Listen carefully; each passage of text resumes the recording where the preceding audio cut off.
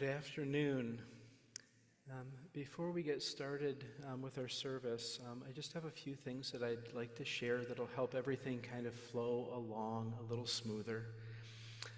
First of all, if you haven't already, now's a great time to slip your phone into worship mode so that we can be fully present to the sharing. There'll be a lot of sharing, some singing and whatnot, but we want people to be able to be fully present to what is happening. I'm hearing a lot of echo. Yeah. Lori, can we do something with that echo? Okay. The second thing is, as people are sharing or whatnot, we have a pretty good sound system, but it's not perfect. So if right now you're struggling to hear me a little bit, you might want to take advantage of one of our hearing assist devices, and if you would like one of those, just raise your hand. No shame, no blame. We just want people to be able to fully hear what's going on. Finally, you've noticed perhaps in your order of service that there's a card in there. And the card is for you to jot down a note or two of remembrance that you'd like to share with the community. At the time for community sharing, you can either speak or you can have your card read for you for those people who don't want to stand up and be in front of a lot of people. We offer those two options for you. So if you need a pen, where's Rissa? She's outside? Okay, yeah, so if you just let somebody know we can make sure that we get a pen to you. We have a whole bunch of pens sitting up there if you'd like to write. So, a lot of announcements, but that's all. We got a couple more people coming in. I'm also going to encourage people who are sitting over here, you're welcome to stay there, but when we sing the hymns, the words will appear on the screen, and you might not be able to see them, but you're welcome to hum along if that's easier. Yeah. Okay, so let us all just take a moment to take a deep breath. Slowly come into this space as we prepare ourselves to remember the life and mourn the death of Kent McKusick.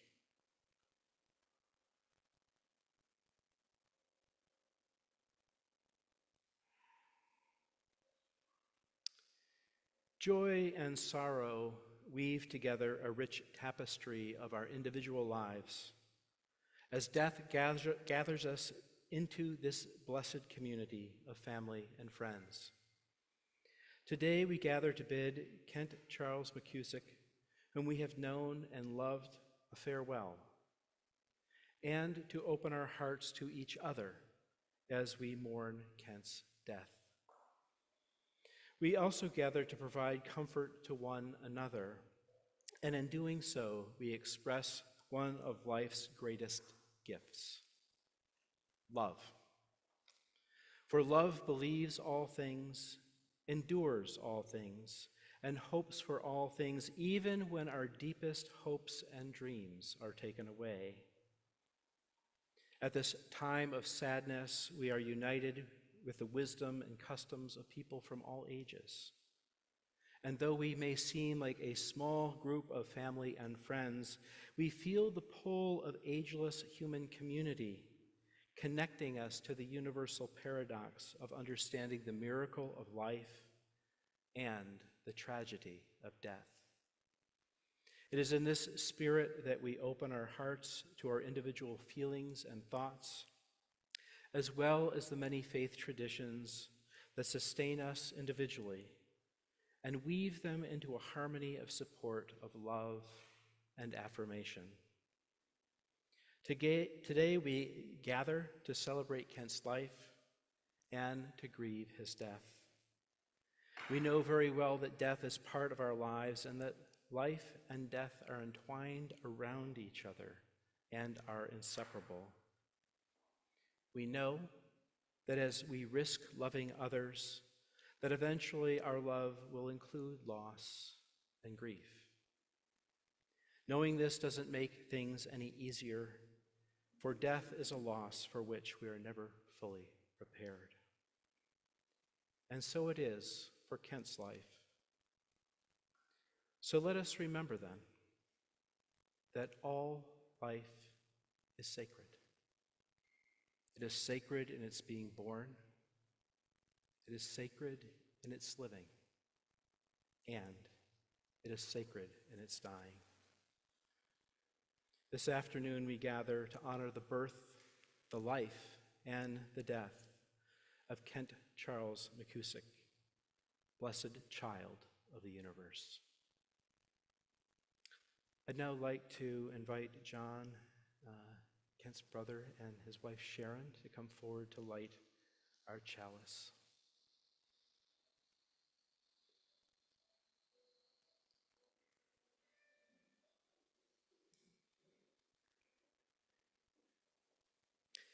In our Unitarian Universalist tradition, we begin sacred times together by lighting the flaming chalice, the symbol of our faith, a faith of hope, love, and connection.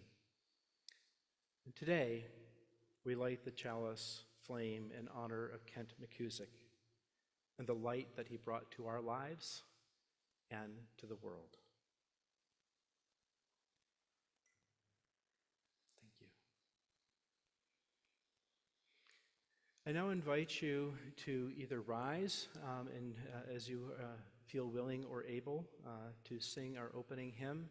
And if you're in a space right now where you prefer to just sit or listen, you're welcome to do that as well.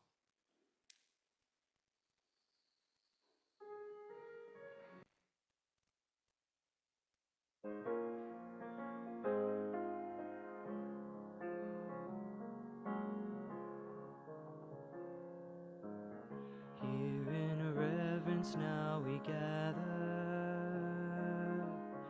for the blessings we have known, with a pledge to one another that we journey not alone. Joy and sorrow make us wise, kin to all that lives and dies. Love calls us on, love calls us on.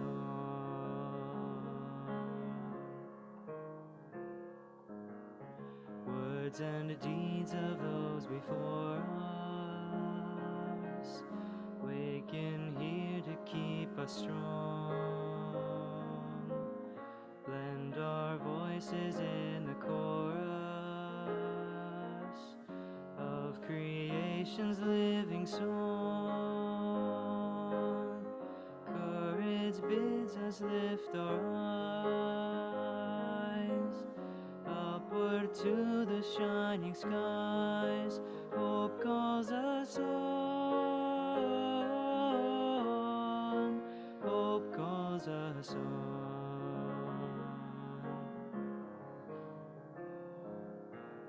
Loyal guides in love and duty, lead us with a trusted light.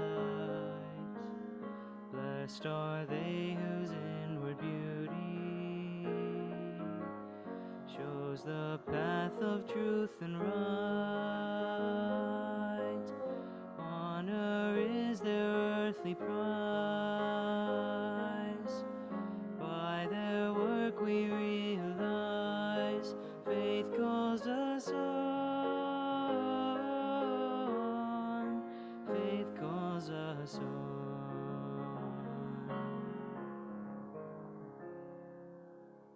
We have shared a radiant hour when the truth has made us free. Then the Spirit's gracious power dreamed of good that yet shall be. Bright the path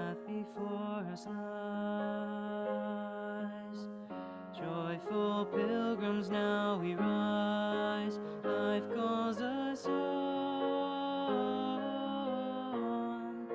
Life calls us on.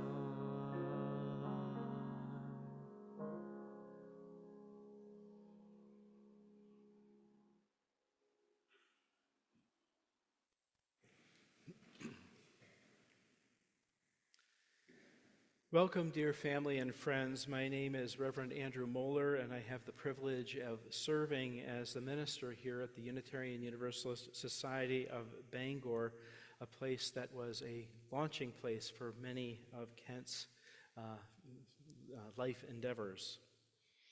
On behalf of the McKusick, Perrin, and O'Connell families, I welcome you to this service of mourning and celebration.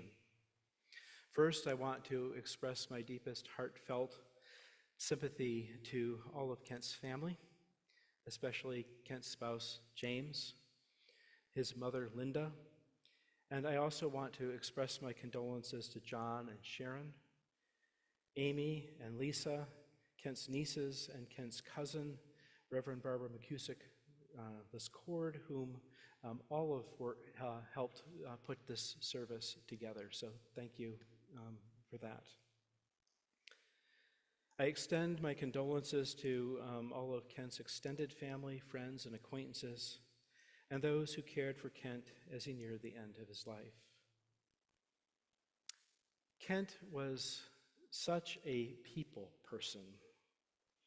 His life spanned 72 years, during which time he followed many passions and built many connections. In our service today, we'll hear people speak from a variety of places in his life. But right now, I'm just going to touch on a few highlights to give you kind of an overall picture. Kent was born in Maine in 1952 to his parents, Carl and Alice. They lived in Guilford, Greenfield, and Bangor. As he grew, Kent became interested in many, many things, including skiing, whitewater rafting, and he developed a deep love, a lifelong love, I might say, for the theater. In his younger years, he pursued the vocation of being a banker. He was known for his warm welcome and personal attention to customers. I have to say, as I walk around town here every once in a while and someone says, "Oh, the minister, oh, do you know Kent?" People remember him from those banking days. Kent met the love of his life, James Perrin, in 2006, and they were married on December 14th, 2014, an ominous day. While working and pursuing his interests, he also heard the call to become a Unitarian Universalist minister. He served congregations in Franklin and Laconia, New Hampshire, and Ames, Iowa. Many of the people from Ames are joining us today on Zoom, so welcome you Iowans who are joining us. In his ministries, he touched many lives, and he also touched the lives of the greater community that he served in. I know I first got to know Kent in Laconia, New Hampshire, where I followed him as a minister in 2012. I remember Kent being so gracious with me, agreeing to meet with me at last minute before he took off to Ames so that I could get to know him and hear his wisdom about serving the congregations in Franklin and Laconia. He was excited about heading off to Ames and starting a ministry that was a full-time ministry out there. The members of the congregation were very sad to see him go, and he is well remembered in Laconia for organizing an anti-bullying program in the Laconia high school system after the local newspapers exposed that there was a rash of bullying episodes happening in the schools there. These are the kinds of things that were really important to Kent. He was a warm, gentle, and enthusiastic person who could just about put, I think, anyone at ease. He will be dearly missed and continually loved. So as I said, my intention of sharing these brief little bits of information from Kent's life is simply to sketch an overall picture over the span of his life. But we'll leave space later on in the service for our eulogists and others to fill in the details, so together we can paint a beautiful and much more complete picture of his life. I look forward to those sharings. Now I'd like to invite Amy O'Connell, his niece, to come up and offer a poem from Mary Oliver.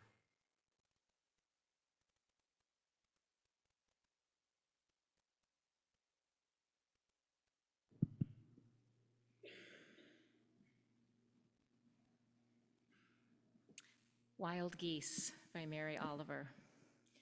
You do not have to be good. You do not have to walk on your knees for 100 miles through the desert repenting. You only have to let the soft animal of your body love what it loves. Tell me about despair, yours, and I will tell you mine. Meanwhile, the world goes on. Meanwhile, the sun and the clear pebbles of rain are moving across the landscapes, over the prairies and the deep trees, the mountains and the rivers. Meanwhile, the wild geese, high in the clean blue air, are heading home again. Whoever you are, no matter how lonely, the world offers itself to your imagination, calls to you like the wild geese, harsh and exciting, over and over, announcing your place in the family of things.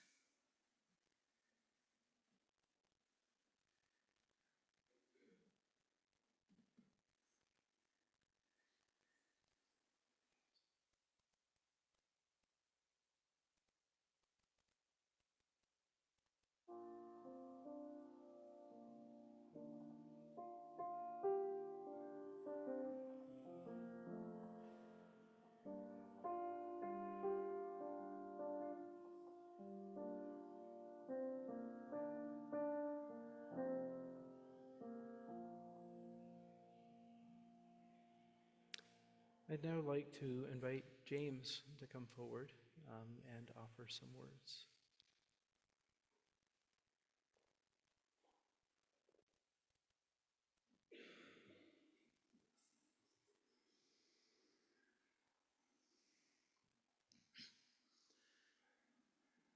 Kent wanted this celebration of life to consist primarily of memories shared by people from different life stages. So that's why things will shape the way they do. So the first time that, as soon as we started dating, we didn't know we were dating at the time, but as soon as we started dating, he introduced me to theater. You know, real theater with real acting and, you know, awesome, heavy topics and really well done theater, and took me to see the play, A Perfect Ganesh. And it, among other things, one of the things that it shows is these two people who go to India looking to have a spiritual experience and instead are faced with reality and shown exactly what liberation would require of them, which is that they embrace all of the beauties and horrors of life simultaneously, and that they give an unconditional yes to all of it. And so they go home broken because they realize they don't have what it takes to do that. So in this play, there's a scene in which you have sort of a river canoe version of like a taxi driver who's driving the two of them down this river, and they're each speaking different languages, but the characters are, but the actors speak English so that the audience hears all of it. And they're floating along, and one of the women says, "What's that ahead?" And the driver says, "Cow." And then what, I can't quite tell what that is. Maybe it looks like it's floating or swimming. Yeah, I bet it's someone swimming. Dead cow. Oh my God, it's a dead cow floating in the river. And there's a little pause. And then, oh, what's that ahead? Ooh, it looks like a turtle. Baby. Pause, pause. Ah! A dead baby in the river! Dead baby. Okay, when the people do it on stage, it's really funny, okay? So just pretend that I had done that much, much better. So because of that, then from then on, anytime either of us saw a cow or a baby, we would say, cow, to the other one, or baby or whatever. And occasionally we would throw in the dead baby or something. And see, things like that, well, pause, I need to back up. So he introduced me to this, we developed this tendency, and so I immediately wanted to return the favor of introducing him to my world, since he had just introduced me to his. And so I made him watch the first 3 seasons of Babylon 5. So it's got a great meta arc, and it's really cool, and it turns out the acting is terrible. I had no idea what acting actually looked like before this, and so I was watching it in horror as I was like, oh my God. It took him a while to get over it and think that I had good suggestions to make. It ruined science fiction for me when I was raised on 1980s and 90s science fiction. So later, we ended up developing over time lots and lots of these references to things that we had experienced together, and references to stories that I wasn't actually present for because they happened before I met him, and stories that some of which were before I was born, and which took place involving all these other people whose I heard their stories but still have never met some of them. And we were referencing these things, and then there were references to the references, and references to those references as things got more complex over the years. Until really we had developed almost, and I'm using the term a little loosely here, something of a liturgical form of living together and experiencing life together. And so I very much wish that I could impart what it was like, especially towards the end. There was this time when we're driving along, I see something and I say, oh, that's really beautiful. Know what I'm saying? And he said, yes. And it was this reference to about 8 different lines of liturgy that were suddenly being brought together in the most creative way, and I just about died laughing. But I can't really communicate that without showing the movie. Oh, and he even said, in order to get that joke, you have to have watched seasons 1 through 20 of the James and Kent Show. So we're going to hear, a lot about his different dreams and loves. And the thing is, he was probably the most resilient person I know. And what I mean by that is very specific, that life kept forcefully removing all of those dreams and shattering them to pieces. And somehow, he was always able to dream again later. Even towards the very end, he was certain that he was going to beat this illness.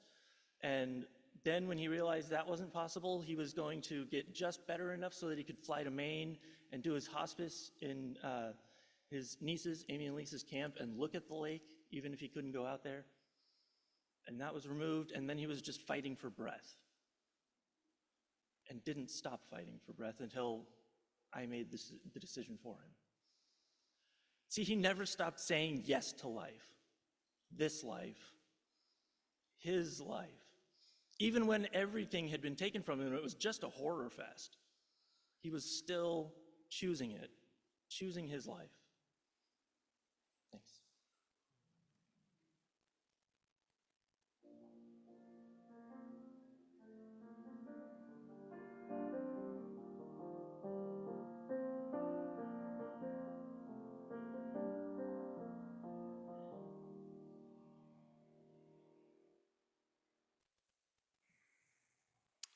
Thank you, James, for those heartfelt words.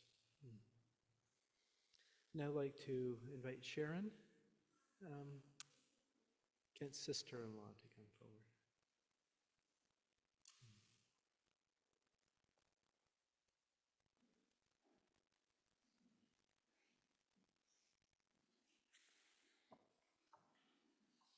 Thank you, James. That was very nice. I didn't know Kent until he was 10 years old when I started dating his brother. So I look at this picture, and I picture this little 10-year-old guy with black-rimmed glasses, and he had this little mannerism of being able to wiggle his nose and push his glasses up without ever touching them. And that's the way I picture him. You know, he'd laugh and then he'd go like that. But then when I think of the glasses, I think that his brother, my husband, used to use Brill cream, and he loved to walk up to Kent with like this and then put a mark on his glasses. And Kent had some pretty unique ways to retaliate, so I'm not going to go into that. But you've heard quite a bit of what I was going to say, but I'll fill in his early years as best I can from what I remember that his mother told me in his father's writings. We lived in a small town, all of us, and when Kent was brought home from the hospital, I'm sure that his Nana and Gramp, Fred and Myra McKusick, were right there to welcome him, and his grandfather Pearson also lived nearby. Kent was named for Frank Kent, who was a close friend of the family, and Charles Pearson, who was his mother's twin brother. Family visits and outings and camping trips were a big part of the self-made entertainment in those days, and this and summers spent at the family camp at Davis Pond in North Guilford made many wonderful memories, and Kent often spoke of those times when we'd visit, especially time that he spent with his Nana and Gramp.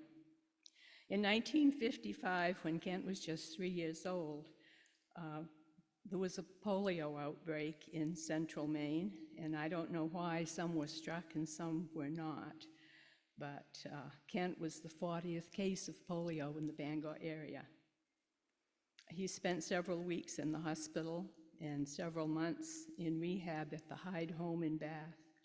This was especially heartbreaking for the family because children couldn't visit, and John and Sharon Kay would wait in the car while Carl and Alice visited Kent, and then they could come up to a big window and see him for a few minutes through the glass.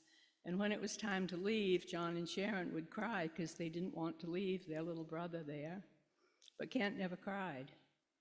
And Alice wondered about that, and one day she asked him, and he said, "The nurse told me not to because it would make you feel bad." Little 3-year-old. And Alice pulled herself up to her 4'10" and went off to find that nurse. And nobody ever again told Kent not to cry when his family left. He was more fortunate than many at Hyde home. He came home in May of 1956 on his Nana's birthday.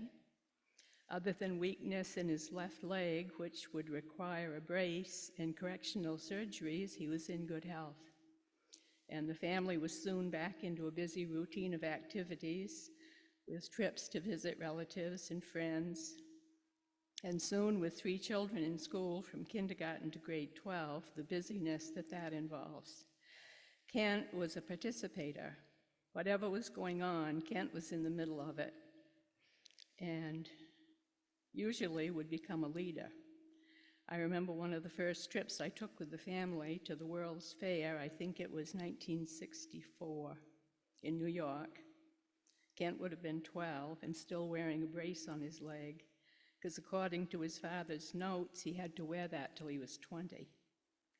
But it didn't slow him down. We must have walked miles around that place, with Kent right out in front leading the way. I don't remember him ever complaining. He was an usher and a photographer at our wedding, and he spent a summer with us in New Hampshire to take some courses at Keene State when he was switching major after his first year at the University of Maine. I think Kent at one time considered music for a career because he played baritone in the high school band and he became very good at it, and he won awards around the state. And he, I think it was when he was 15 or 16, he toured 11 countries in Europe with the All-Student Band USA. And they had some interesting experiences. They played at the Eiffel Tower, and the wind blew all their music off the music racks. And someplace else they were playing that there was a protest, and they pulled down the American flag and stomped on it, and the band kept on playing. They just did their thing. But for quite a while, he had planned to become an orthodontist. So in 1970, he entered the University of Maine in, I guess, a pre-med program of whatever you do if you're going to be a dentist. And he soon decided that was not the career path for him. Kent had discovered acting, and he loved it. He finished out the year in pre-med and then switched his major to speech communications, getting his BA in 1974. He'd been active in theater productions while in school, but he realized it was a tough way to earn a living. To everyone's amazement, when he was younger, maybe 13 or 14, Kent had taken up skiing. The instructors at what is now called Moose Mountain admired his determination despite the weakness in his leg, and they worked with him to develop a skiing style that would take a lot of the strain off his leg. Before long, he would come in for a quick break to warm up, take off his brace and throw it under the table, and then go back out and ski some more. He went on to become an instructor, taking a special interest in teaching those with disabilities. He even taught a boy to ski who had lost a leg to cancer. So after finishing college, he moved to the family ski camp in Greenville and worked as a ski instructor. He became a whitewater rafting guide with Eastern River Expeditions, guiding tours on the Kennebec and the West Branch of the Penobscot. For 10 years, these exciting seasonal jobs paid the bills while leaving time to be active with theater groups in the area, sometimes acting and sometimes directing. Kent's dad was always proud of his accomplishments during these years, but couldn't see it as a long-term career. Every once in a while, he'd say, "When are you going to do something with your life?" And Kent would grin and say, "I think I am." But he knew, as much fun as it was, that it couldn't go on forever. A rafting injury to his knee in the 1984 season helped him decide that it was time to move on from the carefree life of mountain and river to the next stage of his life. In 1985, he joined Bangor Savings Bank, where he later became assistant vice president and manager of the Broadway office in Bangor. Kent's interest in theater continued, and in 1989, he received his master's in theater from the University of Maine. While living in Bangor and working at Bangor Savings, he began attending the Unitarian Universalist Church. I don't know when he realized that this was leading to many more adventures in his life. At some point during these years, Kent received his call to the ministry, and before long was off to California to train for his next career. This was a big change for the family. Holidays, birthdays, reunions, welcoming new family members. Kent had always been right there, holding the babies, playing with the little kids, joking with the teenagers, and talking with the adults. Family gatherings were quieter, with Kent living far away and only visiting once in a while. We missed him then, but as always, Kent was off living his life in his own way, and we wished him well. Now Kent is off on his next grand adventure, and again, we wish him well.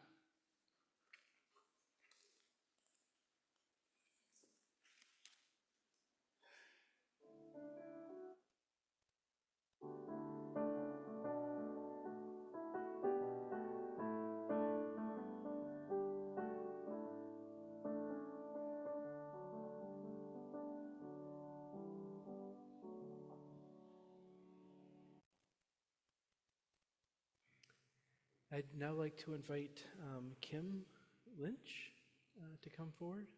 Who's going to talk a little bit about Kent's whitewater rafting and skiing days.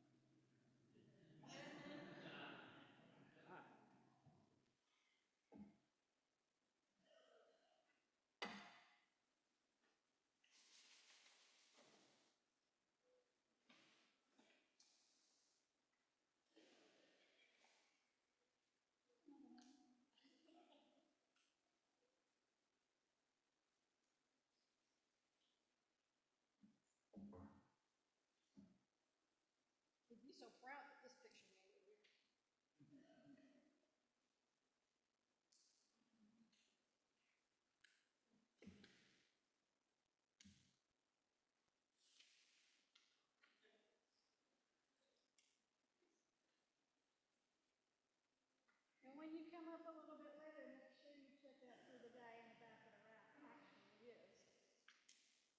I think you'll recognize him.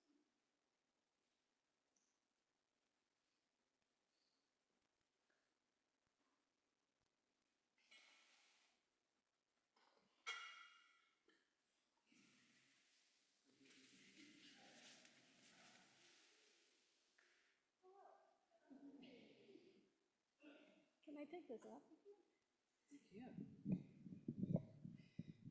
Thank you very much. Ooh. My name is Kim Lynch, and I had the pleasure of knowing Kent during that 10-year or so span that he lived in Greenville in his cabin in the woods. And I was lucky enough to be in the cabin next door. We were both ski instructors, and we were both raft guides, and we spent a lot of time playing and doing fun things. The characteristics that, are you Reverend Drew? That Reverend Drew described earlier that made Kent such a good ministry person, he already had those characteristics. And he was a sort of a minister even in the days that we knew him. We've got a few folks over there that I think remember these days. And where'd Sue go? She's here someplace. All right. So Kent was a leader.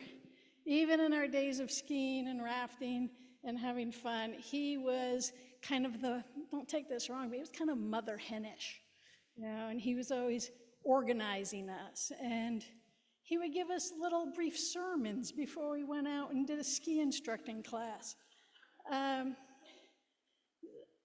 Maybe a little bit different than he did once he became a minister, because oftentimes, bear with me, oftentimes our ski instructing classes started out with a sermon that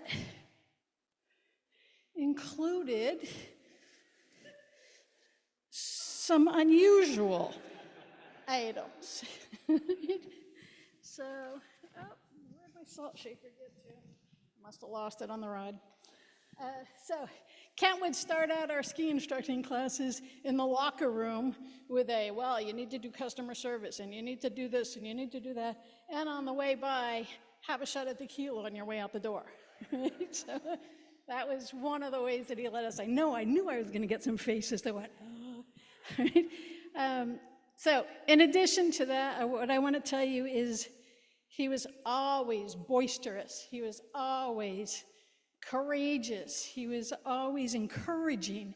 He always wanted everybody else to succeed. Oh, gosh darn. Sorry, bear with me just a second here. No. Do you know who this could be from? No joke. Hold on, I need my glasses. How does he have messaging from there? Do you know? This is from Kent himself. So sorry to miss this Maine event. Well, so sorry to miss this Maine event, but I'll see you all at the reception afterwards to autograph your programs. All right, we'll take it. Sounds like Kent, right? So, back to my spiel. He was always the leader, always the encourager, wanted everybody else to succeed at whatever it was they were doing. Now, as we all know, guiding rafts down the rivers is kind of fun, and especially if you're getting paid for it.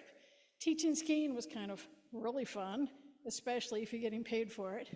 One thing that was funny that we figured out at one point was all the Canadian kids, because we'd have Canadians 3 weeks in a row that were all vacationing. We figured out that all the Canadian kids whose parents would give them tip money for their ski instructors would actually pocket it. And they'd go out and party, and there we'd be sitting there going, well, that wasn't such a lucrative week. Right? So Kent figured that one out. As time went on, one of the other things that Kent and I spent a lot of time doing was, first of all, I gotta take this off because it's too hot. We spent a lot of evenings after teaching skiing or after being on the river making stained glass sun catchers in his little cabin. You guys are shaking your heads, right? And it was very lucrative because we would get paid $2 per sun catcher by his mom and dad, who then took them back down to Guilford to put them in their shop. So we would be in his little cabin in the woods blasting Huey Lewis and the News. You guys all know who that is? Okay, so listen to Huey Lewis today, just for a little thing. And we would have more fun. It might be 2 or 3 or 4 o'clock in the morning before we finally said, oh my gosh, don't you think we ought to like get some sleep before ski teaching tomorrow, or before we have to be at the river at 6 a.m.? So always energetic, always fun to be with. One more thing is when we talk about his courage. You know, like we all know that he had polio as a child, and we often will think of Kent as the guy that has the permanent limp, right? Everybody knows him in that. When he's walking, he had a limp. When he was skiing, that limp went away. When he was rafting, that limp went away.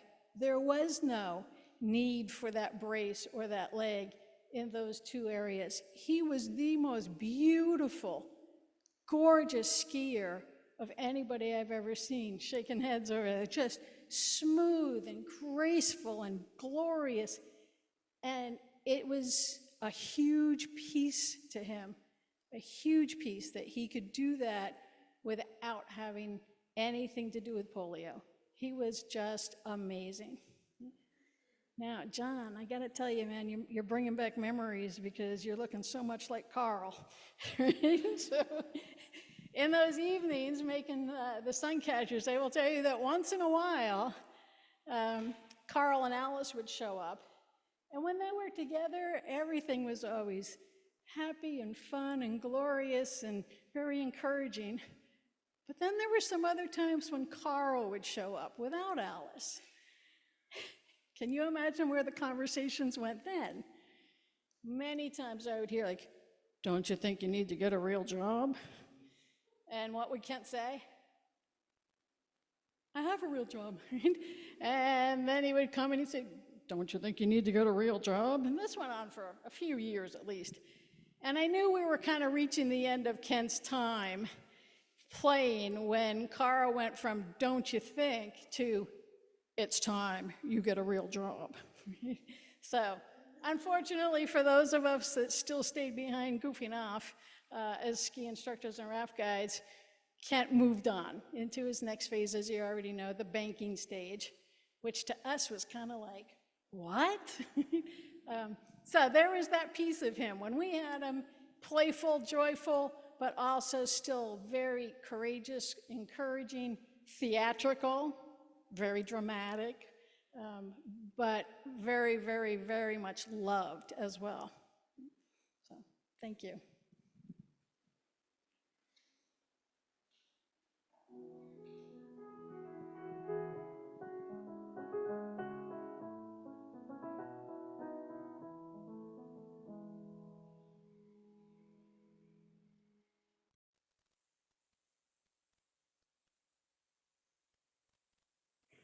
So our next speakers, it sounds like, might not have been able, they're here? Ah, okay, oh great, okay. So, James and Misha, you want to come forward and talk a little bit about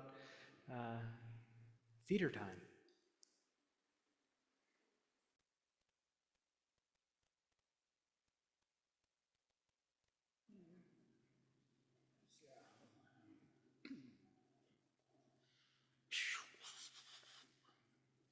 Okay. Can,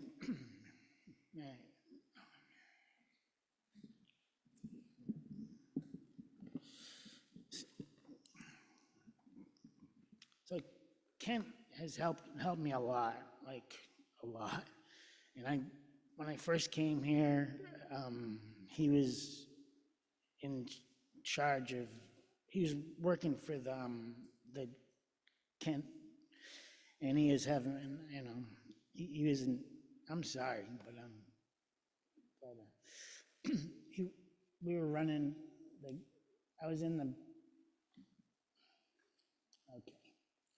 Kent managed to live a lot of lives in too short time. He was on our earth, and doing so, he also managed to mean a lot of things to a lot of people.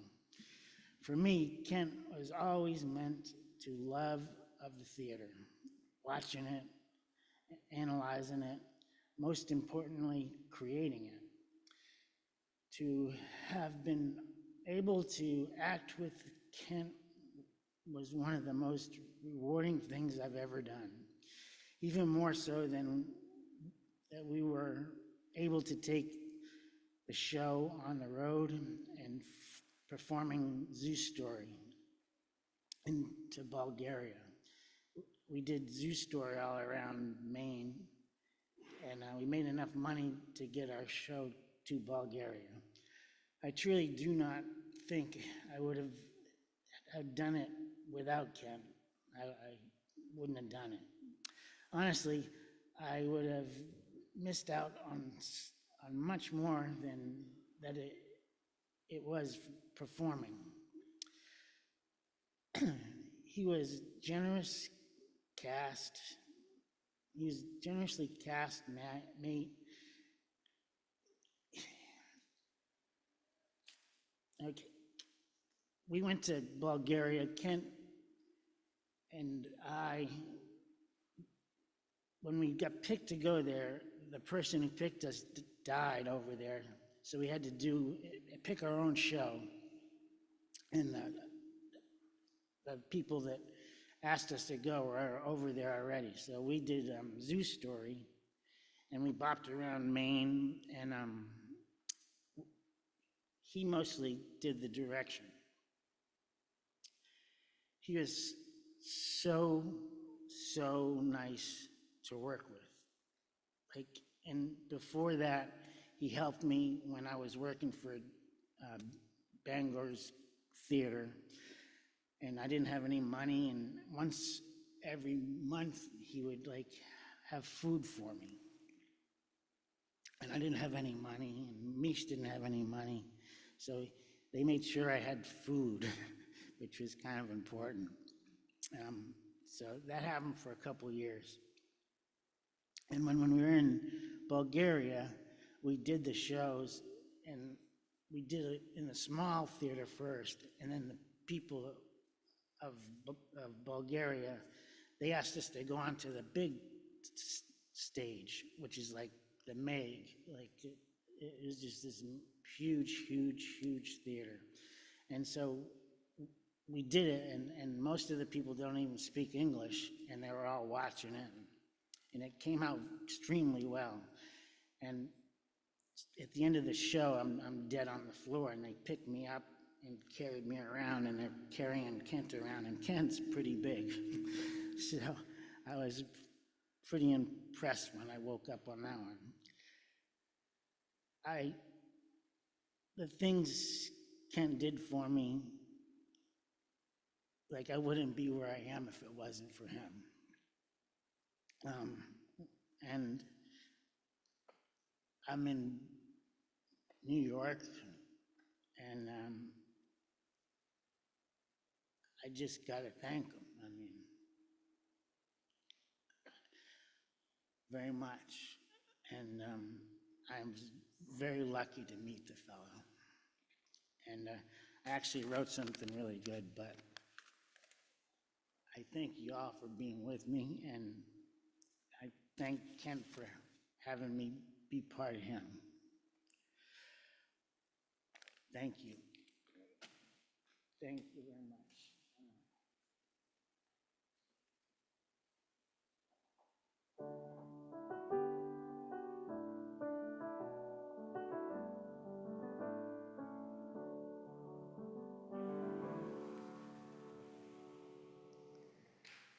I'd now like to invite Sam. Sam? Is it video? Oh, I don't know that I've got that. Ooh, okay. So let's have Barbara come forward.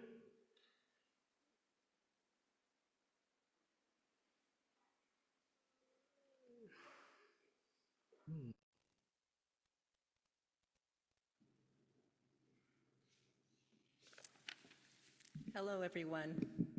I'm Barbara McKusick Liscord. Is this, I'll let you put it where it needs to go. Yeah, okay, great.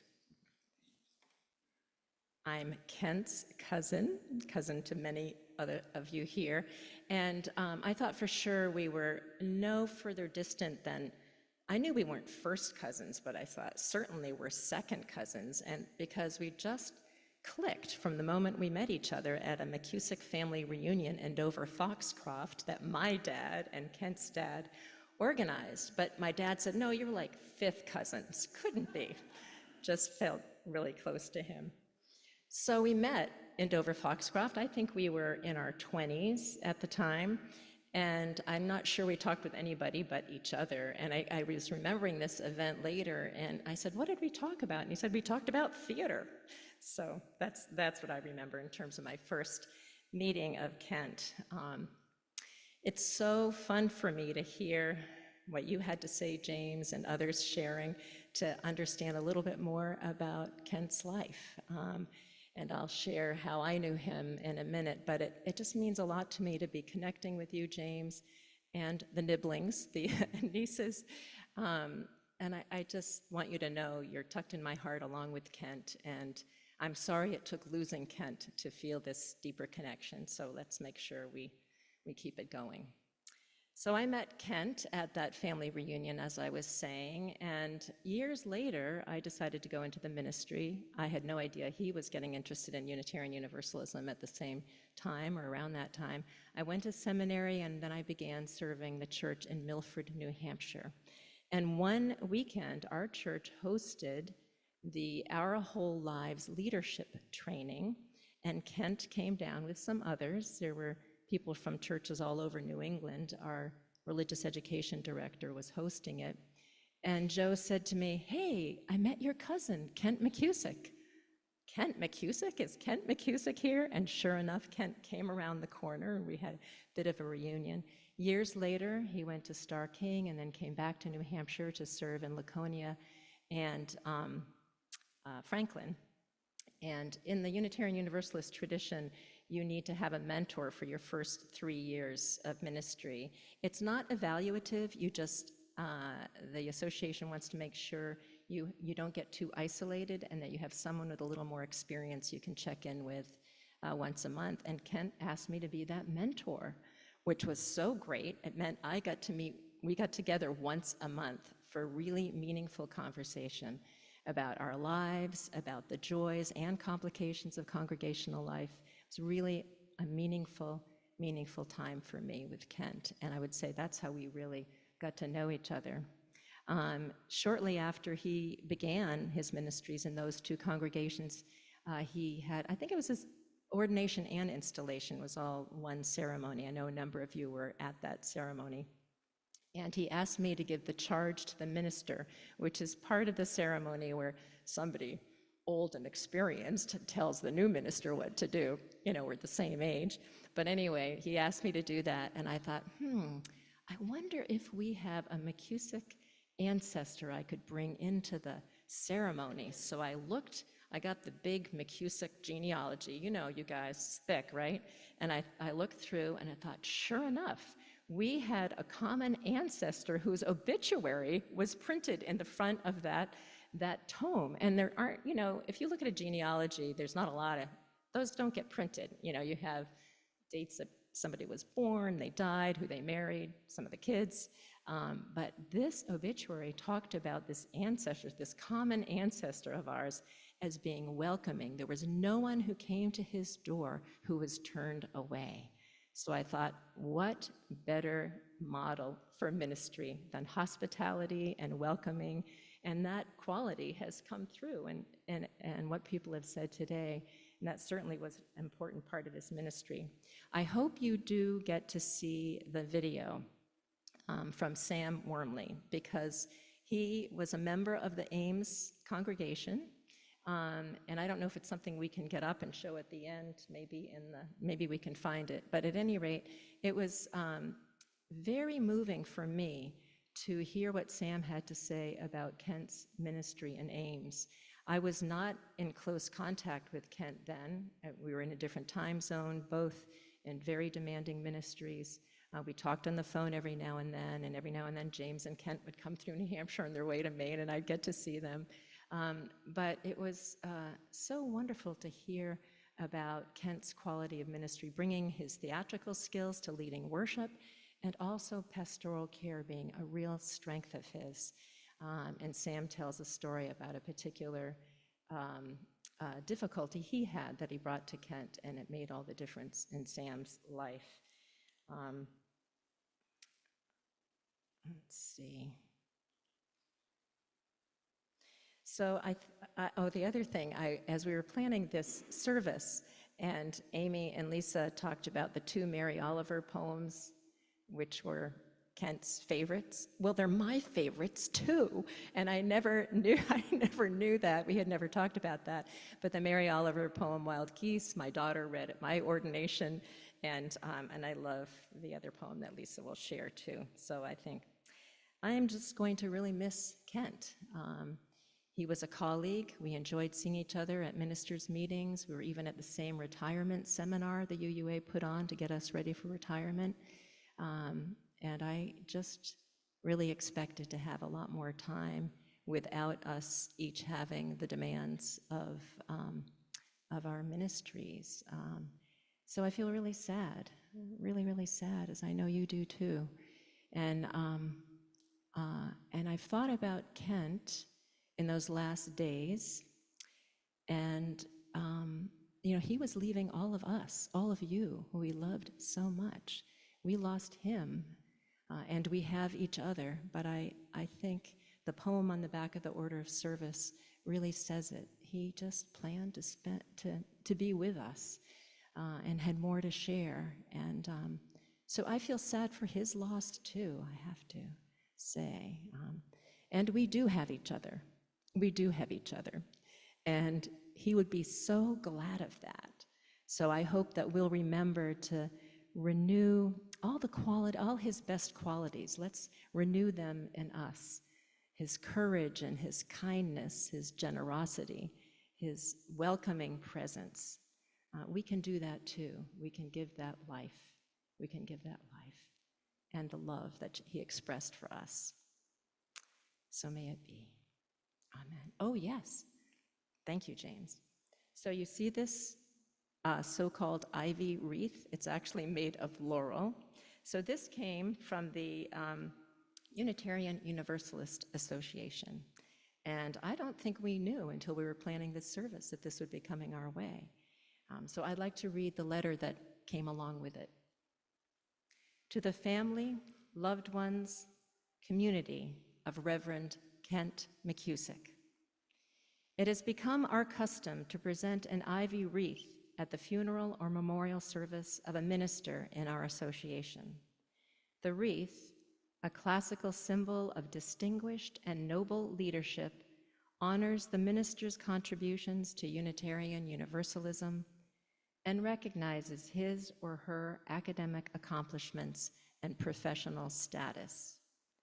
Its shape symbolizes collegiality, the reciprocity of relationship, and the universality of our religious search.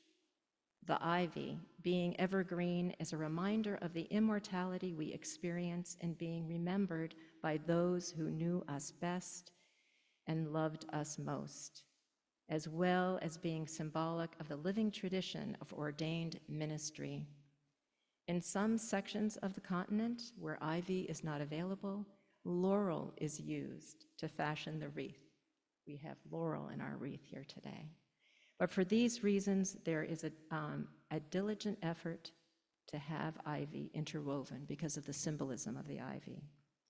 Our hope is to express to you, you who mourn this death most personally, our gratitude and lasting respect for the leadership and service, the life and witness of one who has been a faithful Unitarian Universalist minister. With deepest sympathy, the Ministries and Faith Development Staff Group of the Unitarian Universalist Association. Amen.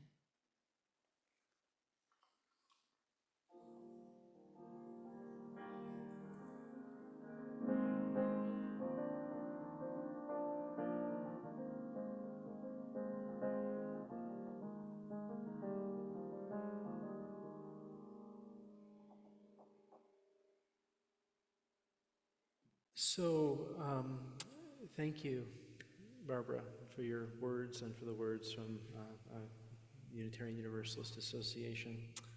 I looked through the details, and I'm not sure what has happened with Sam's video, so I apologize for that.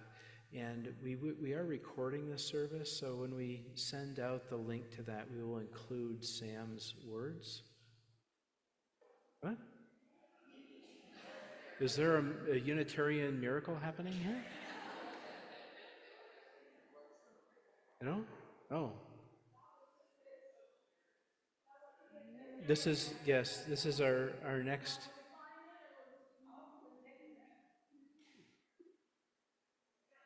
If you can find it, that would be lovely.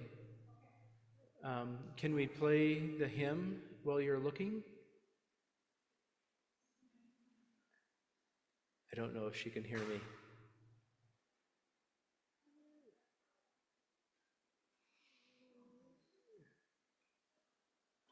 Jack, could you just play a little tune or something for us? Or give Lori a second, and allow us just to kind of collect our thoughts and let the things that have been shared roll over us.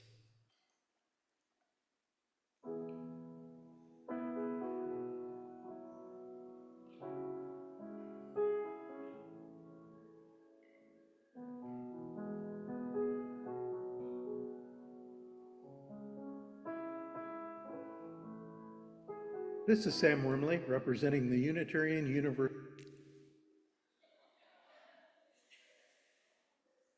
I think we're onto something. Yes, look at that. Yay.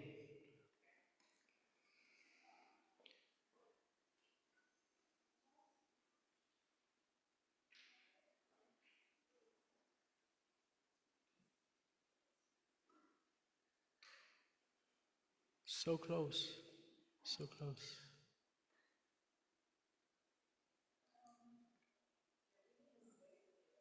Yeah, I think maybe, Lori, can we just play the video? Oh, there we go. Oh, wonderful. Let's rub our hands together for Lori. Thank you. Universalist Fellowship of Ames, Iowa, where Kent was our settled minister for a decade beginning in 2012.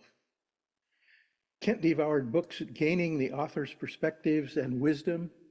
I am not exaggerating when I say that Kent read about one book per week that contributed to his services.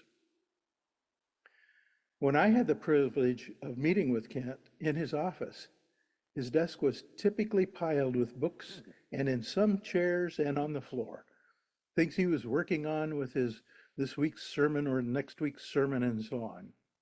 It was wonderfully exciting to see all those perspectives he was devouring. Kent's theater background contributed to the services at the fellowship also. being able to deliver ideas and stories in much more meaningful ways because he had those skills from his theatrical experiences. Many a time, Kent would weave into the messages stories from his life in Maine and elsewhere. Kent worked with other UU ministers in Iowa and nationally, and he worked with the ministers of the many churches in the Ames, Iowa area. One of Kent's strengths was his pastoral care, attending to people in the hospitals, the folks in retirement communities, and where he was needed. Speaking of pastoral care, one morning I had gone to the Ames City Auditorium for the dress rehearsal of the Central Iowa Symphony, whose concert was later that evening. When I got there, no orchestra members, no conductor. I had failed as a board member with the responsibility of contracting the space to rent for that particular morning at the city auditorium and for that particular dress rehearsal. The orchestra members found a nearby church and were gone by the time I got there. I was devastated. It was fortunate that I was able to stop by the fellowship building. Kent was in his office and he was able to receive me. I was beating myself up pretty badly. Kent was able to provide comfort and understanding and help me deal with the mistake that I had made. I thank him so much for that. We were close, and over the years, I like to think that we ministered to each other, and we did.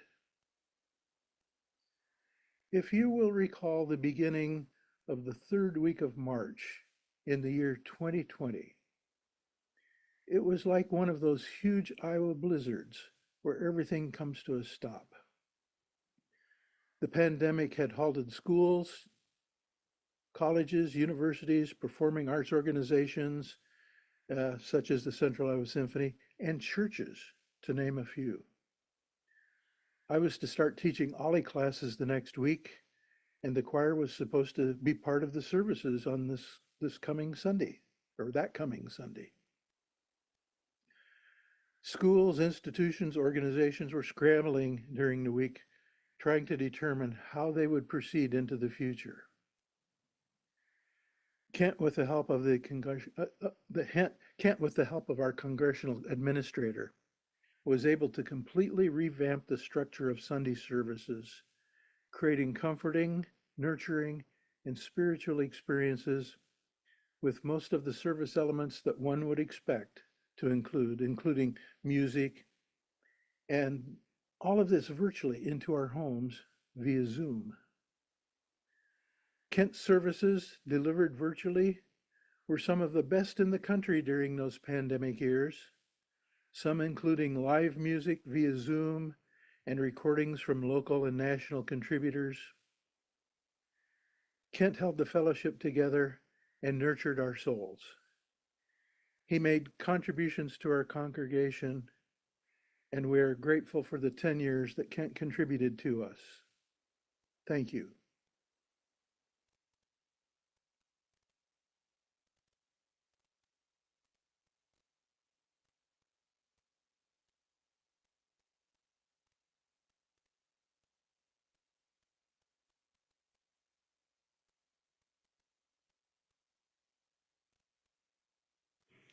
Actually going to leave stuff aside because first of all, I just want to thank Sam for sharing those words and glad that that all worked out. Our next item is to sing meditation on breathing. We have a video and I'm going to invite you to just stay seated and you can sing along as you will. And there's a nice little introduction and message from the person who wrote the song, who knew Kent well.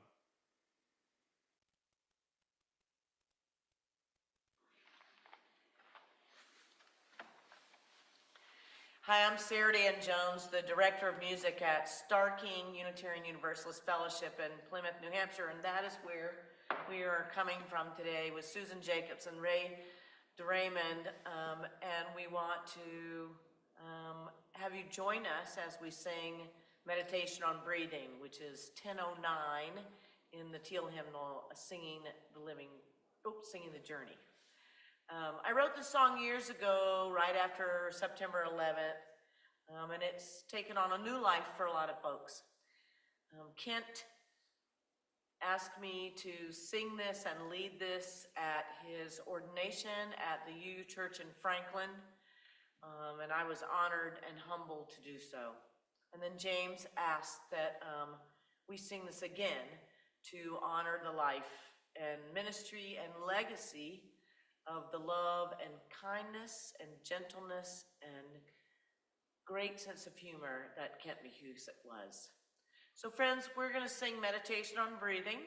You can just follow along with us and sing any part that resonates with you, or you can switch parts up, make it your own as we honor Kent.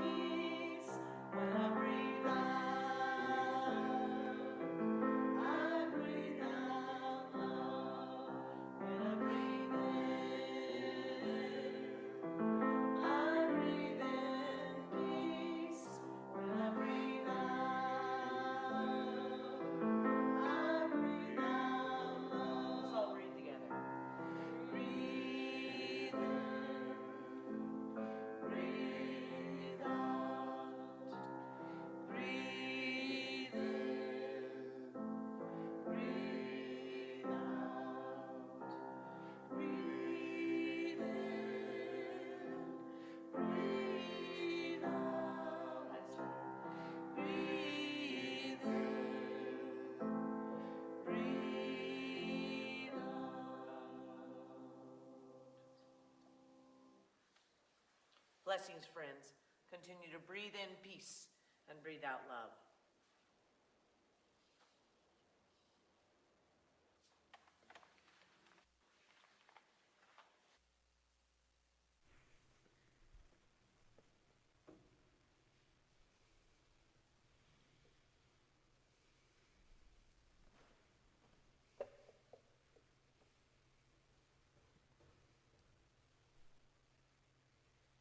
So we live in is often very complicated and interconnected. And as we were listening and I was singing along with that music, I realized that that was during the song I was supposed to be collecting cards. So if you have a card that you wrote out that you would like to have read, just hold it up, and Phyllis is volunteering to pick those up for you. And we'll move into the time of sharing. I'm going to ask Belinda to come up to help read cards, but to start off, if anyone would like to speak, I will bring a microphone to you and allow you to share your remembrance of Kent.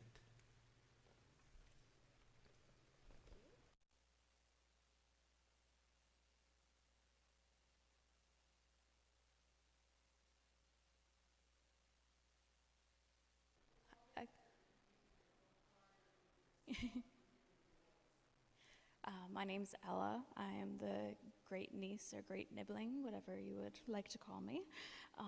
I felt compelled this morning to bring something to put on the altar, and that something is a little dragonfly container. I don't know quite what to call it, but it holds a little bit of amethyst in it. And this morning I read through the guest book that we had at our camp at Davis Pond, and I read something that my Uncle Kent had written in when he came from August 14th to 19th in 2021, which I believe was his last trip to Davis Pond. He says, "First trip since February 2020, a blessing of solitude, renewal, memory, and family connection. The Dragonfly Dreamcatcher bowl has crystal amethyst placed inside. Please take it out and hold it as you rest your mind. A dragonfly landed on every floating leaf that day," which is the day that we spread my grandmother's ashes on that pond, a beautiful symbol of change and transformation. With elegance and grace, the dragonfly also reminds us that we need more lightness and joy in our lives. Sharon's favorite color was purple.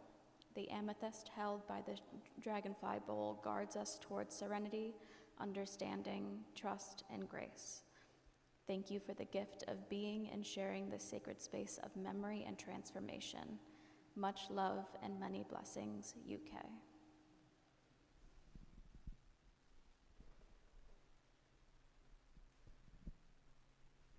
Did we collect some cards? No cards? Okay. I think I saw.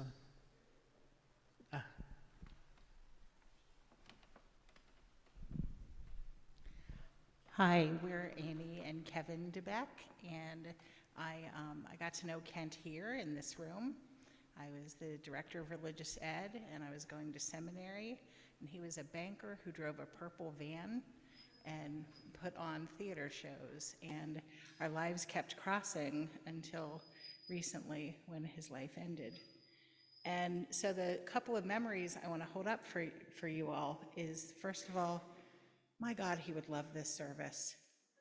It is so fancy and beautiful and elegant, but also so very simple and truthful and to the point, so he would love that. And on that line, the story I'll share is that we got to re-know Kent and get to know James at Ferry Beach. And I had some of my congregants there from Elkhart, Indiana, and so they got to know Kent because he was minister of the week and led us all in the Elm dance. And like, they weren't real touchy-feely people, so it was kind of a hard sell to get them to do this, but they did. And then they would ask, hey, is Kent gonna be coming by anytime? So Kent and James would drive from Texas to Maine and stop in Elkhart, and Kent would do a service for us in Indiana. And I'm pretty bold, but when it comes to doing sexy things, I'm very shy. And there was a reading he really wanted about Eve. And he really wanted me to read the part where Eve was a seductress. And I was like, yeah, I'm not gonna do that in front of my congregants. And he was like, it's theater, and this is what I want you to do. And I'm the worship leader. And so I stood at the back and I took a deep breath and I walked in with this apple and spoke lasciviously and got up to the front and took a big bite at the end, and he just looked at me and went, like, I did what I was supposed to. And before I hand it to Kevin, I just want to say it was just a high point in my life to have Kent as that daily friend, where we would check in with each other on Facebook Messenger, and during COVID, it was checking in to see how things were going, and he would remark that this was his third pandemic that he was living through, and I'll never forget that. So to James and to all the family I've just met, boy, you had a good one. Sorry if I stand up. Hi, my name's Kevin, and the biggest thing that I'll remember about Kent is his wicked sense of humor. I got to do one show with him, and it was Spoon River Anthology, and that play is based on poems that somebody wrote about, gravestones somewhere in Ohio. And so as an actor, you get to do more than one role over the course of the show. And it was very good. It was the last community theater thing I did before we moved away. And there's a lot of movement on stage, and sometimes you're on stage you're in the background, and then you go to the foreground, and there's a lot of movement to it. And one day we were in rehearsal, and I was backstage, and I just propped open a curtain, and Kent was standing behind a table, and I see him doing hip thrusts behind the table. And I didn't quite know what he was doing, but it cracked us all up. And Reverend Barber, you mentioned going to sexuality training. I went with him on that trip. And, that was on Father's Day weekend, and this is while Amy was the director of religious ed here, and they had a thing at Camp Molly Molasses, which is probably, 20, 30 minutes down the road from here, and people were asking him, where's your husband? And she's like, well, where any husband would be, with a gay man in a hotel in New Hampshire, getting trained in sexuality education. And the last thing I'll say is that, so he went to start, the Unitarian Universalists have two seminaries. One is Star King in California, and one is Meadville in Chicago. And there's not really a rivalry between the two, but it's kind of a good-natured thing. And there was one General Assembly every year. Unitarian Universalists have a General Assembly, and it's this very cool thing where it's thousands of religious liberals gathering to do religiously liberal things. And he came by the Meadville kiosk, and I jokingly looked at him and said, I don't want any trouble from you. And he looked up and said, F you.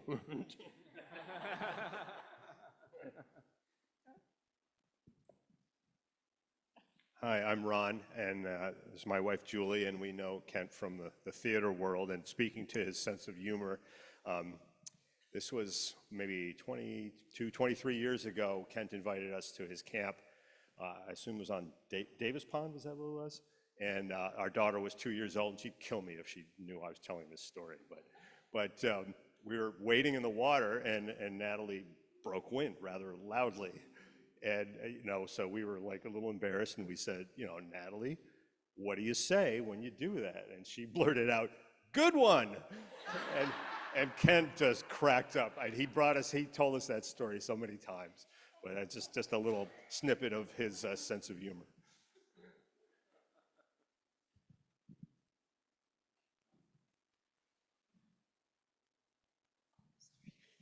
Hi, I'll come up here so you don't have to crane your necks.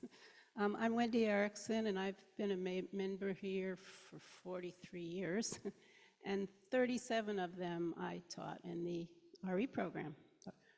And I think Amy, who's talking, I think it was during your tenure, 2002-ish?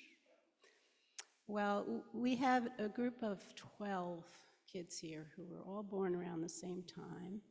In fact, there are 3 other parents here of some of those children. And they were UU kids, brought up to respect other people, etc.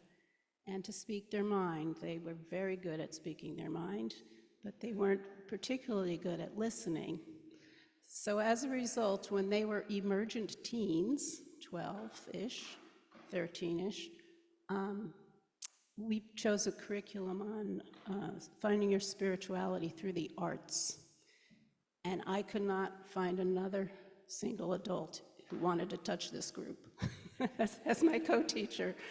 But Kent volunteered, and as you might imagine, because it was the arts, he was so good at it. He brought photography. Photography was one of the classes, and he was teaching the kids how to take classes.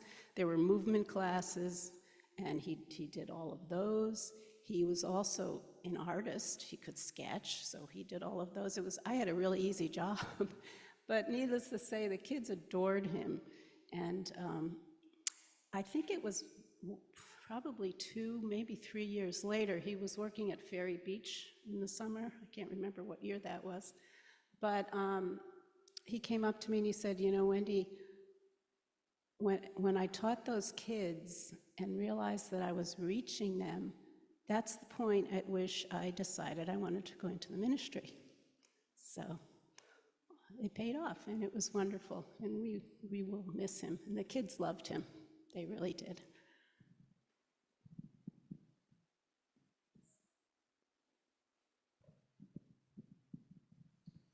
Hi, I'm Brad Finch. I'm here with my son, Robert. I met Kent through my wife, Margaret Miller, who had done theater with him for years, both at Penobscot Theater and I believe Theater of the Enchanted Forest, as well as University Productions. Listening to everyone's stories, I realize how, and no disrespect, but how small our part of his life was, which was fine. But I wanted to express to all of you just how big his influence on us was. I don't know if we were the first couple for him to marry, but he did. Honestly, both of us, both Margaret and I, had pretty ambivalent feelings about God, and yet we wanted to have something solemn, and he was a joy to help us with our ceremony, and he was a lovely presence. We also did theater together, and I was lucky enough to help with production when he and Margaret put on Northern Lights theater productions. And I went on to do like graphic arts for him, graphic design for him. I think that our life got started off right. Our married life and our family life got started off right through Ken's influence. We didn't stick with the church, but I think it was a great place for us to put down those first stones of our life together. Thank you.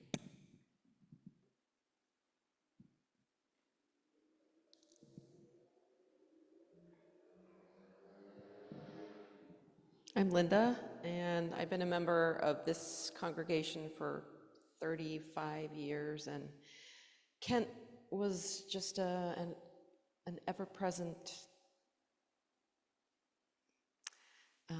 friend and co-conspirator and joy here. We were birthday twins, and we called each other Twinny. He's exactly 12 years older than me. And I guess I don't have a very specific story, just how much I love him.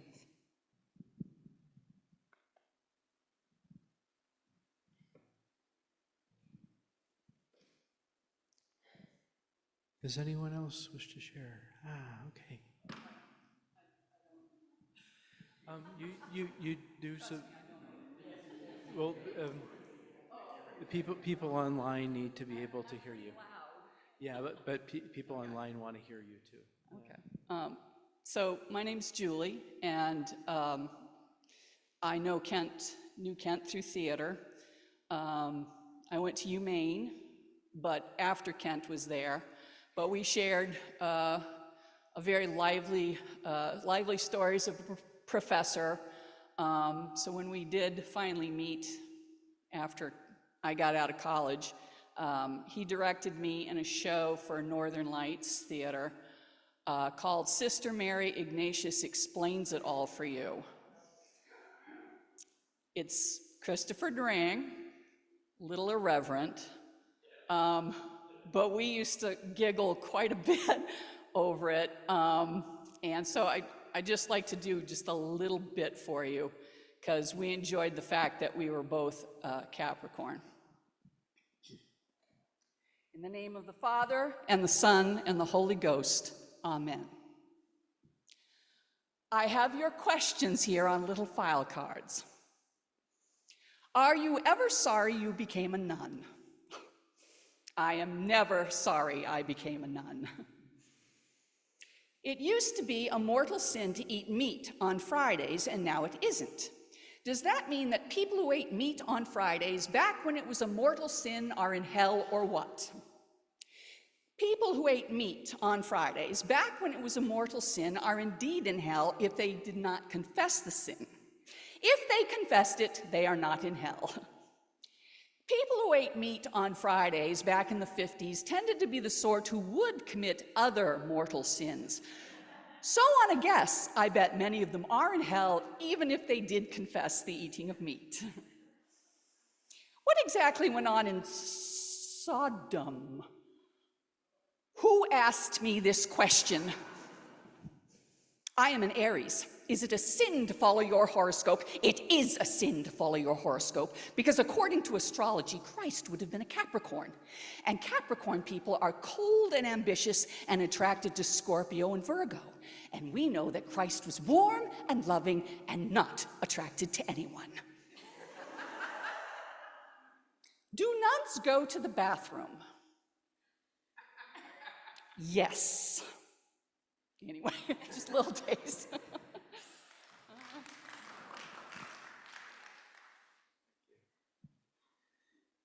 Oh, we do have some cards. Oh, a card.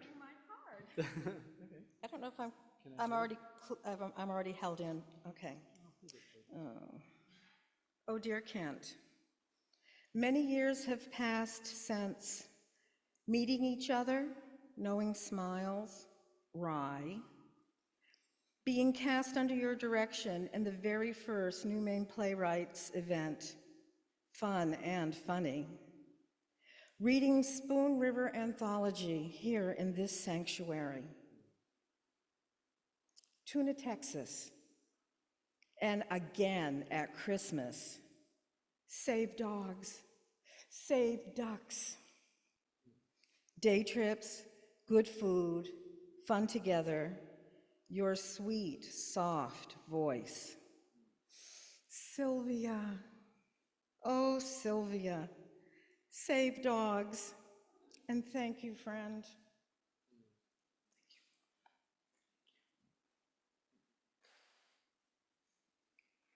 One more, yeah.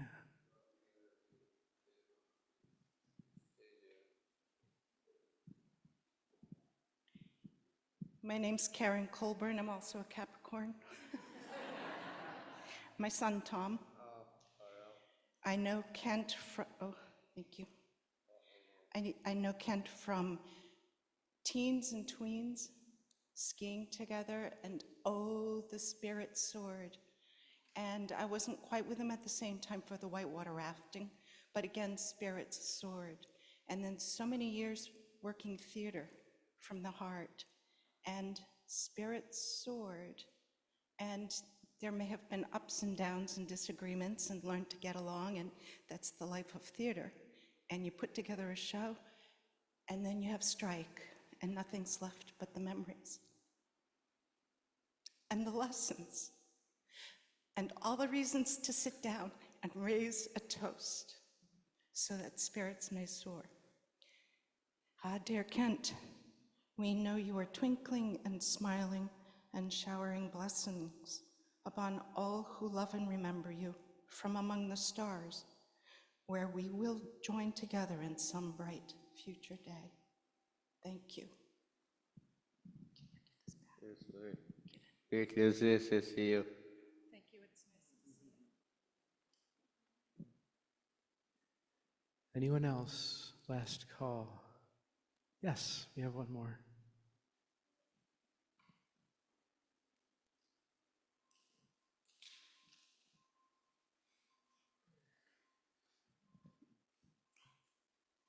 My name is Maggie Loring, used to be Margaret Garish back in the day of skiing. I too was a friend of Kent's in my teens, or more like tweens. This is a very, very, very small story to show a very, very, very large presence in my life. It was late in the ski season at Squaw Mountain, which is now Big Moose, in Greenville, Maine. So late, in fact, there were very wide expanses of dirt and mud between snow that skied more like slush. Kent was in the lead. Of course, he was always in the lead. My brothers and I followed. He was like the Pied Piper. We would follow him anywhere. Suddenly, Kent was on the ground, covered in mud, and we were all standing around him in horror. Was he okay? What happened? Slowly, he began to get up and looked at us and said, "I feel like a bridge over troubled water," to which we all broke out into peals of laughter. This became mythology in our family for many years and still says so much about who Kent was and will remain in our hearts. Much love.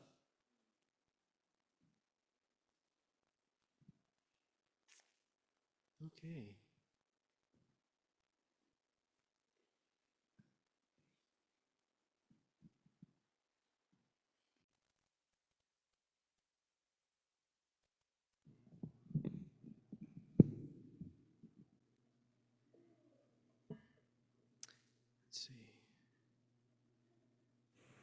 Let's see how that works.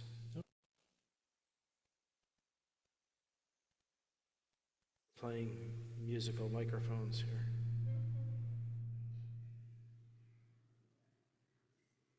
Thank you all for your sharing. It's, I think, one of the most important parts of any memorial service is the sharing and hearing those stories, the goofiness, the seriousness, the playfulness, all those things that made up who Kent was. I now invite you to join me in the spirit of meditation and prayer. Great Universal Spirit, interconnected web of which we are a part, you who are most sacred and holy, though we know you by many names. We have gathered here today to remember a very dear man, a loved one, Kent McKusick. Spirit, we ask that you be with us in our mourning and in our remembering and laughing and telling stories. As we do, I think Kent would be very happy to see how this community is holding each other and holding up the love that he shared with each and every one of us. Spirit, it is such a privilege to have known Kent and to have the experiences that have touched our souls and will continue to live on. And, Spirit, we miss him. Let us continue telling his stories, continue to connect with the way that he touched us, and connect and hold one another to keep his legacy of love and caring and living life to its fullest, alive. Blessed be. Amen.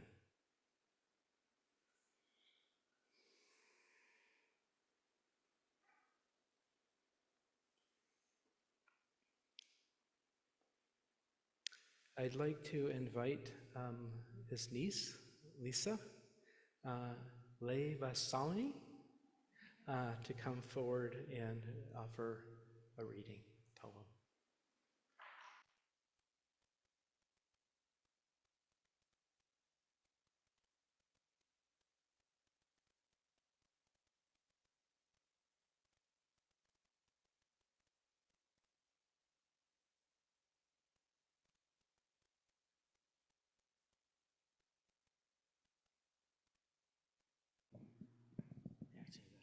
Now is better? Yeah. Okay.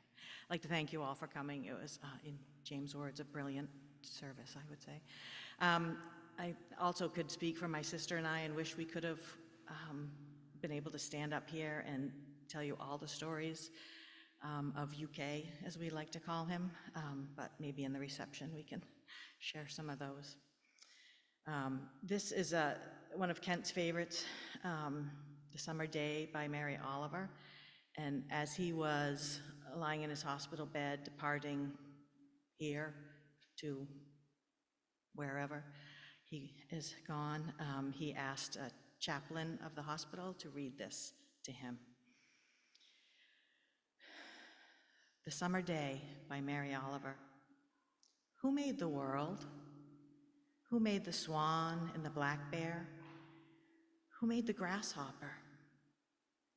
This grasshopper, I mean, the one who has flung herself out of the grass, the one who is eating sugar out of my hand, who is moving her jaw back and forth instead of up and down, who is gazing around with her enormous and complicated eyes. Now she lifts her pale forearms and thoroughly washes her face. Now she snaps her wings open and floats away. I don't know exactly what a prayer is. I do know how to pay attention, how to fall down into the grass, how to kneel down into the grass, how to be idle and blessed, how to stroll through the fields, which I have been doing all day. Tell me, what else should I have done? Doesn't everything die at last and too soon? Tell me, what is it you plan to do with your one wild and precious life? Thank you.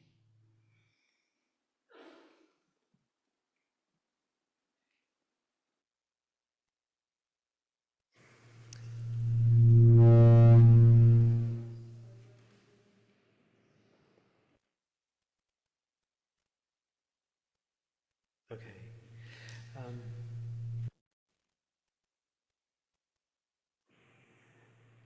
I now like to invite you all. I'm not sure what's going on with our sound system. I'd like to invite you all to join in singing our closing hymn, 103. The words will be on the screen, but you can also look at the hymnal. And you can rise as you are willing and able, but also feel comfortable to remain seated.